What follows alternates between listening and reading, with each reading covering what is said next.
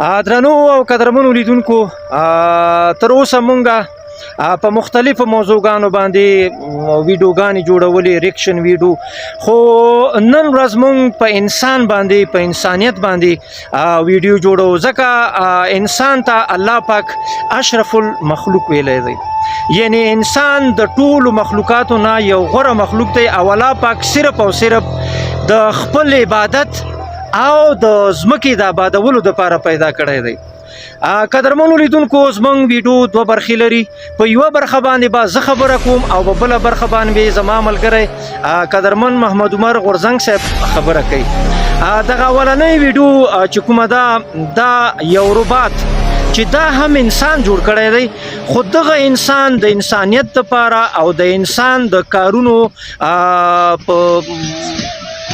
په اسانولو دپاره یعنی د انسان د کار د اسانولو دپاره انسان ته یو همکار جوړ کړی دی د علم په ذریعه باندې د ټکنالوژۍ په ذریعه باندې تاسو دا وګورئ دا یو دیکان دی غورځنګ صاحب خیال ده دی څومره ښه ماشاءالله ماشاءالله ګوره له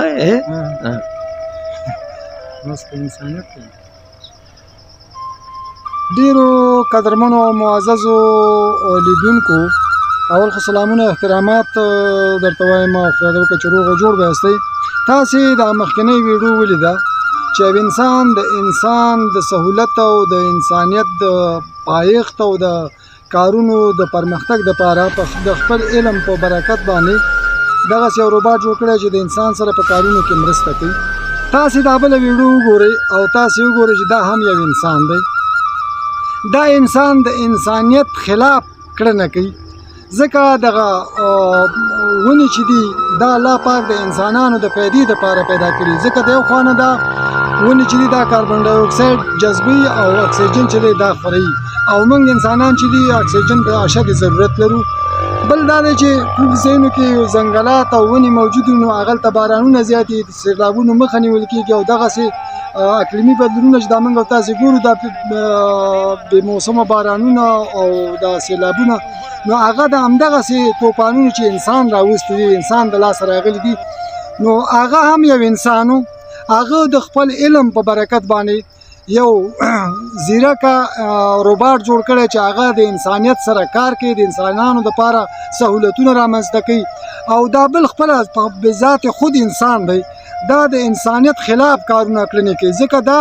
همدغه ځنګلات چې الله تعالی په خپل قدرت کامله سره په خپله راشنه کړي رالوی کړي دي دغه یوې ونې د کټ کېدو سره په سوونو نورې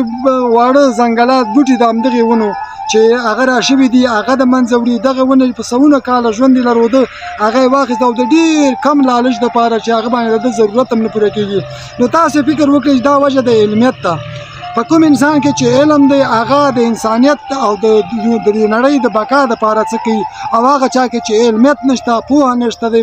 مهارت نشته دی انساني اخلاق نه لري هغه د انسانانو د تباهۍ دپاره څومره کار کوي قضاوت یې په تاسې ویډیو نو غورځنګ صاحب دا شعر په دې وخت کې ښه تطبیق دی چې انسان څومره بدرنګه دی انسان څومره ښایسته دی انسان څومره بدرنګه دی انسان څومره نو درنو لیدونکو قضاوت یې په تاسو که ویډیو مو خوښه شوه در سره یې شیر کړئ سلام علیکم